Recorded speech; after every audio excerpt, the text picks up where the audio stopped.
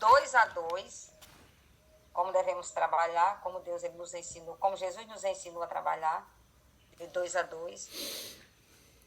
E com certeza é muito ruim quando a gente sai para fazer a obra de Deus, uma só pessoa. É como se estivesse faltando uma outra metade, um pedaço de nós, né? É como se a gente tivesse, a coisa fica tão leve que desanima realmente a pessoa. Então é por isso que Deus, quando ele enviou, primeiro enviou, né, fez a separação para ir de dupla, enviou os 12 e depois os 70. Mas hoje está tão difícil da gente ir pelo menos de 2 em 2, né? Mas vamos orar para que todos nós venhamos tomar consciência de que a obra de Deus ela é para ser feita de acordo com a vontade dele. Principalmente quando a gente sai para levar a mensagem. E aqui, antes de iniciar aqui, eu queria fazer uma breve oração. Oremos. Senhor Deus, maravilhoso Pai, obrigado, Senhor, pelo cuidado que o Senhor tem para com cada um de nós. Obrigado, Deus, por este momento especial, neste culto tão maravilhoso, tão esclarecedor, onde aqui, Pai, nós tomamos as primeiras gotas, ó Pai, de vida, da água pura que vem do céu. Que esta água, Pai, que nós tomamos nesse momento, venha nos refrigerar, Senhor, por todo o dia. E até enquanto nós vivermos, que nós possamos, ó Pai, sentir o mesmo sabor. Nos abençoe neste momento. Usa-me, Santo Deus, em nome de Jesus. Amém. Falando Jesus aqui, ele fala de 2 a 2. Né? Ellen White faz a descrição aqui. Chamando os 12 para junto de si, Jesus ordenou-lhe que fossem de 2 em 2 pelas cidades e aldeias. Aqui é uma ordem. Né? Jesus, ele, geralmente as coisas que Jesus fala é uma ordem, né? Que ele diz. Cidades e aldeias. Assim, para que quando a gente saia para fazer levar a mensagem de Jesus, né? Para fazer a obra de Deus, que a gente não vá só. Eu sei que todos vocês que estão aí do outro lado dão estudo. E a gente sabe como é ruim quando a gente sai sozinha para levar a mensagem, para dar um estudo. Muitas coisas acontecem e o ideal seria que tivesse outra pessoa ali para nos ajudar, certo? Às vezes a gente chega na casa de uma pessoa e tem crianças, aí tem outras pessoas que ficam fazendo interrogações, pessoas atrapalham e fazem perguntas. E muitas vezes uma só pessoa, ela, no momento até às vezes se confunde e não dá tempo, né, da gente prestar atenção a tudo que está acontecendo ali naquele momento, porque o nosso foco é apenas um e muitas vezes as pessoas elas desfocam a gente. Até o choro de uma criança desfoca a gente também. Uma pessoa que chega e que fala e que atrapalha, né, o estudo. Mas se tiver uma outra pessoa ali para dar um suporte, com certeza a coisa é diferente. Né? E a gente fica sempre, um outro fica ali em oração e fica também observando, né, se há necessidade da pessoa também fazer parte, muitas vezes, de uma explicação, né, de um verso ali, para tirar uma dúvida de alguém. E quando tem duas pessoas, com certeza é bem melhor. Né? Então fica a dica para que a gente não trabalhe só. E eu sei que tem pessoas aí que trabalham só, como também eu trabalho muito só. A gente às vezes precisa sair e a gente não encontra com quem ir. E às vezes a pessoa que trabalha com a gente está doente, não pode ir, a gente procura e as pessoas elas não podem ir. Então, para que a obra não pare, a gente vai. Sabendo que Deus ele não aconselhou que a gente fosse só, mas pelo menos eu vou. Eu não espero que a pessoa apareça ou que alguém apareça para ir, não. A gente chama, se não der, pelo menos eu vou só. Não sei vocês aí, mas eu vou. Ele diz assim, olha, nenhum deles foi enviado sozinho, certo? Ninguém. Jesus não enviou ninguém sozinho, enviou de 2 em 2, como também enviou a nós. Mas hoje, pela deficiência, acaba que a gente, para não deixar que a obra paralise, a gente vai só. Mas você não vai só, amigo, vai com o seu anjo. Foi Exatamente. Deus ele vai com a gente. Eu falo fisicamente, né, assim, com alguém do lado da gente, né, assim, uma pessoa para que a gente veja, que a gente possa, né, na hora a gente olhar para a pessoa e expressar a necessidade que a gente precisa ali. Nenhum deles foi enviado sozinho, mas irmão em companhia de irmão, amigo foi ao lado de amigo. Dessa maneira, poderiam se ajudar e animar uns aos outros. Muito ruim também quando a gente vai, porque, por exemplo, eu vou dar um estudo hoje, não tenho com quem eu ir. E aí desanima a gente. Às vezes a gente sente até vergonha em chegar, a gente, até passando na rua, né, com a Bíblia lá na mão, a gente vai com o estudo tudo direitinho, e a gente chega na casa da pessoa sozinha. Vergonha, às vezes eu sinto, até que eu me acostume, eu fico com vergonha. Porque, assim, às vezes a gente chega, a pessoa tá só, quer seja homem, quer seja mulher. E principalmente se for homem, a gente não pode. A gente sabe que a gente não pode. Se for homem, a gente não pode. Se for mulher, a gente ainda pode, né? Porque aí senta ali na calçada, ou fica assim num canto também bem visto, e aí a gente faz aquilo que Deus quer que a gente faça, mas não é correto. O certo realmente é do jeito que Deus mandou. Certo? E aí a gente está quebrando até um mandamento de Deus, quando a gente faz as coisas do nosso jeito, sozinho, né? Então, ele diz assim, ó, dessa maneira, o amigo de lado, né? Amigo foi ao lado de amigo. Dessa maneira, poderia se ajudar e animar uns aos outros. A gente se ajuda, né? Animar, eu não estou com vontade, não, mas vamos. Aí eu não posso, não, mas vamos assim mesmo. E aí a gente se levanta e a gente vai. E se não tem ninguém para animar, eu não tenho com quem ir, hoje eu não vou. E não vai mesmo. Aconselhando-se outra coisa aqui, olha.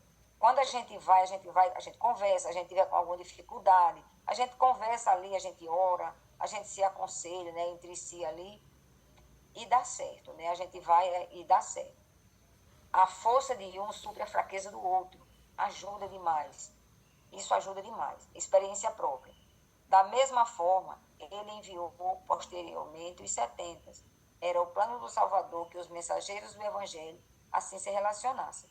A obra evangelística em nossos dias teria muito mais sucesso se esse exemplo fosse mais seguido.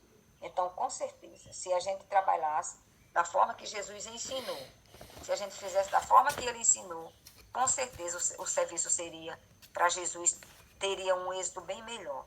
Se toda a igreja, por exemplo, trabalhasse, porque eu creio que todo mundo sabe dar estudo. Porque quando a gente fala de Jesus para as pessoas, porque assim, quando a gente ouve uma história, quando alguém manda um recado, a gente sabe dar o recado. Quando a gente ouve uma história, a gente sabe chegar e fazer o comentário daquela história. E por que a gente não comenta as coisas que a gente ouve de Jesus? Muitas vezes eu fico pensando, as pessoas, não sei dar estudo. Mas a gente sabe fazer comentário de outras coisas. Coisas que, na verdade, nem nos interessam e vai trazer muito problema para nós. E quando a gente vai falar de Jesus, é diferente. Né? É diferente. Claro que vai ficar, tem coisas que a gente não tem que falar com prioridade, com certeza, né, do que a gente realmente está falando. E para a gente ter essa certeza, a gente tem que fazer o quê? A gente tem que buscar, a gente tem que estudar. Quando a gente está fazendo na sala de aula, fazendo toda a disciplina que a gente tem lá, elas são diferentes uma da outra. E a gente consegue aprender. Quando a gente chega em casa, a gente vai estudar de formas distintas, cada um na sua área. E a gente estuda e a gente consegue fazer a prova. E a gente, nas provas que a gente faz, quando a gente vai fazer os nossos relatórios, a gente não faz tudo direitinho, tudo de acordo com o que está lá. Então, por que as coisas de Deus a gente também não consegue aprender? Porque a gente não busca. Eu não tenho o dom. Deus dá o dom para todo mundo, basta que a gente procure desenvolver esse dom. Esse é o meu ponto de vista. Eu não sei se é a opinião de vocês, mas o meu ponto de vista é esse. Todo mundo sabe falar de Jesus. E se a gente sente dúvida, tem alguma dúvida, que a gente procure tirar as dúvidas. Porque a igreja adventista não é para ter ninguém mais com dúvida. Porque se batiza, a gente já sai pronto já para dar um estudo. Basta que a gente continue trabalhando e nós mesmos, né, orando, pedindo a Deus sabedoria para que a gente avance, né, naquilo que Deus quer que a gente faça. Aqui, viagem médico evangelista. Segundo as instruções que o Senhor me deu, várias vezes, sei que alguns obreiros devem visitar cidades e vilarejos no desempenho do trabalho médico missionário. Os que assim procedem conseguirão uma rica colheita, tanto das classes mais elevadas da sociedade, como das mais humildes. E o caminho para esse trabalho é bem mais preparado pelos esforços dos fiéis comportores. Né? Fala aqui do médico missionário. Realmente, gente, não existe um médico missionário mais maravilhoso e que a gente possa seguir o exemplo do que Jesus Cristo. Jesus Cristo, ele é o nosso exemplo em tudo. Ele é o nosso exemplo em tudo. Basta que a gente olhe para ele.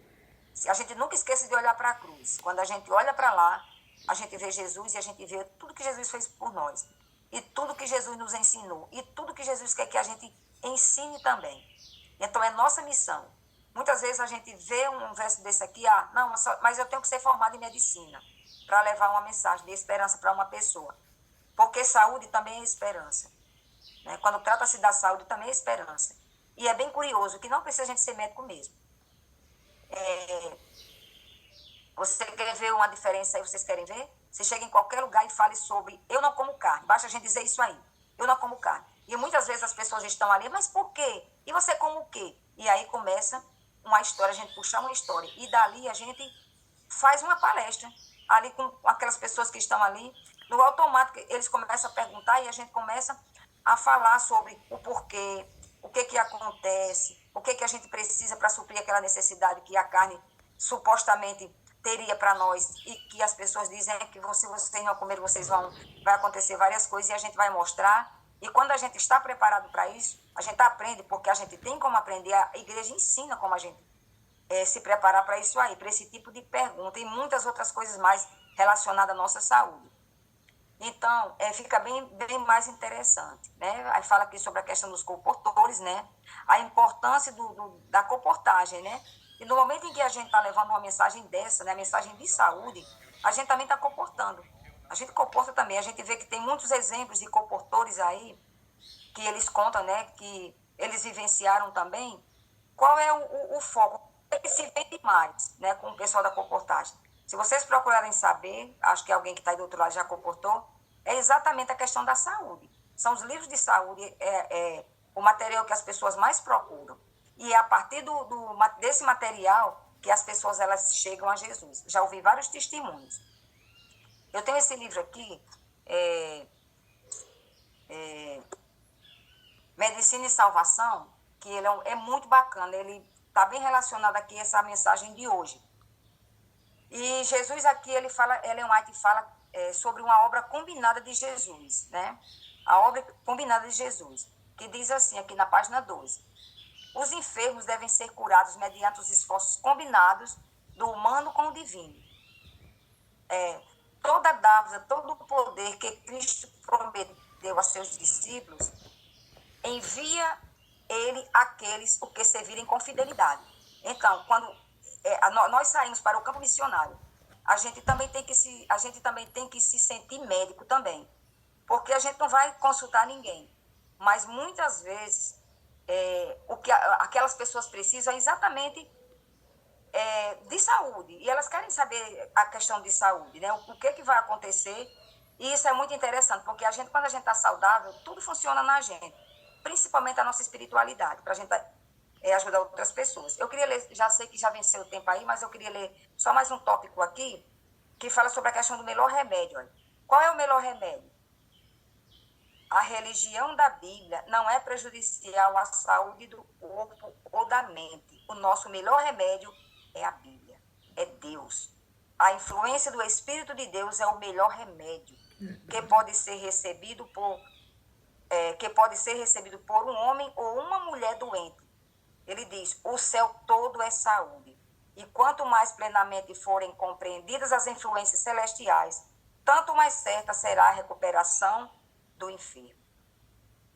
Ninguém, senão o médico cristão, pode incumbir-se dos deveres de sua profissão de maneira aceitável a Deus. Numa obra tão sagrada, nenhum lugar deve ser dado a planos e interesses egoístas. Toda ambição, cada motivo deve estar subordinado ao interesse, ela se mede pela vida de Deus. Certo? Então, assim, quando nós fazemos uma visita, nós vemos a necessidade das pessoas. As pessoas anseiam.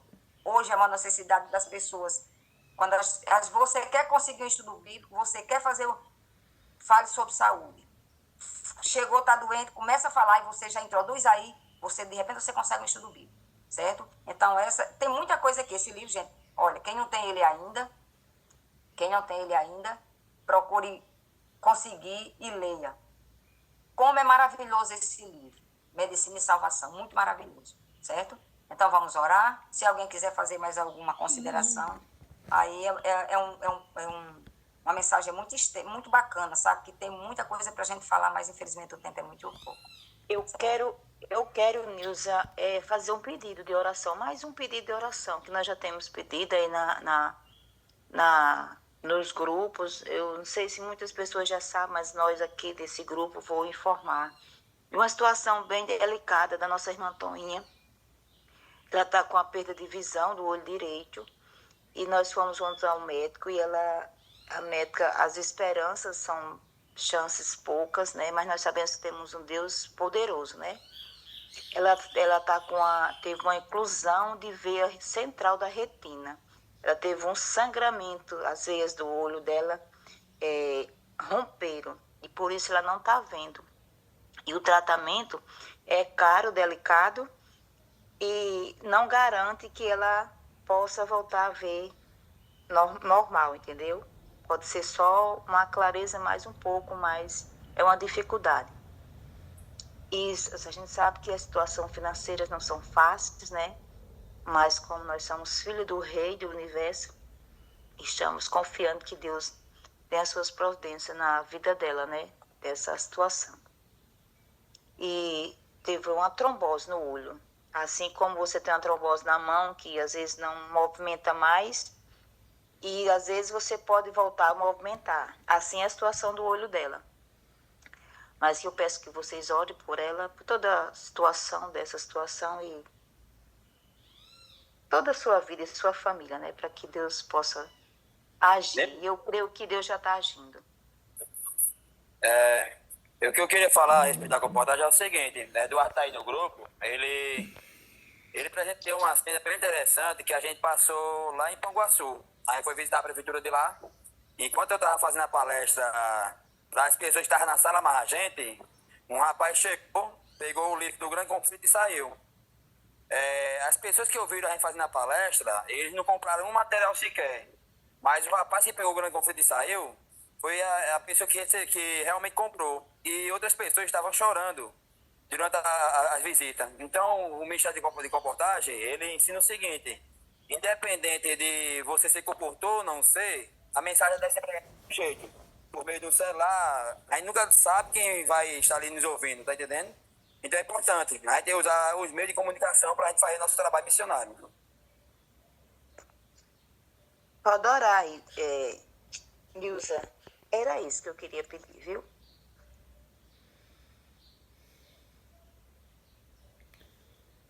Sim. E também, gente, não tem um canto melhor da gente falar do amor de Deus do que na academia, viu? A academia é um celeiro, sabe? É muito maravilhoso você falar de Jesus na academia. Fala sobre a alimentação que você... por saúde. Oremos. Querido Deus, maravilhoso Pai, obrigado, Senhor, por tanto esclarecimento, por tanta luz que o Senhor nos dá. Amém. Pai, que o Senhor nos ajude para que nós não venhamos permitir que essa luz se apague dentro de nós. Amém. Que essa luz, Pai, ela possa iluminar também outras pessoas. Cada pessoa, Pai, nas quais nós possamos ter o privilégio de encontrar. Sim. E que o Senhor envie para nós, para que nós possamos dizer o quão maravilhoso é o Senhor. Nos ajude, nos ensina, Pai, a te servir. Nos ensina, Deus, a falar do teu amor. Ensina-nos, ó Deus, a fazer a tua vontade. Pai, neste momento te pedimos especialmente pelos nossos irmãos que estão enfermos, Deus. Em especial a nossa irmã Antônia, Pai. Que o Senhor venha ser com ela. O Senhor é Deus.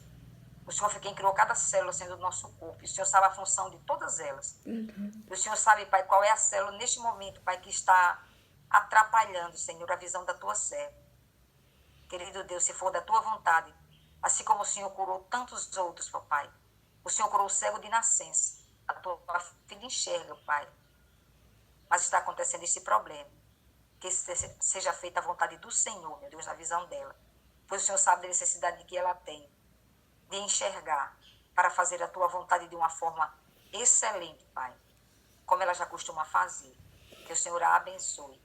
Que o Senhor nos abençoe. Que o Senhor abra, Senhor, os nossos olhos, os nossos corações, os nossos olhos espirituais para que nós possamos ver além das nossas lentes, ó Pai, físicas, mas que nós possamos ver melhor através das nossas lentes espirituais, para que nós possamos, ó Pai, em nome de Jesus, viver para Ti, somente para Ti. Amém. Fica conosco, nos dá um dia de paz. É a nossa oração, em gratidão ao Teu amor e à Tua bondade, em nome de Jesus. Amém.